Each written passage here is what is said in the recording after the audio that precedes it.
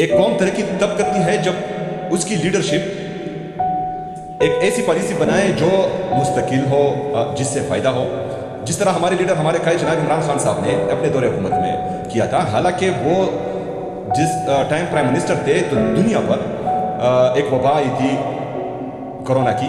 اس میں پوری دنیا جو ہے افیکٹ ہوئی تھی، پوری دنیا میں مہنگائی آئی تھی، لیکن اس کے باوجود بھی پاکستان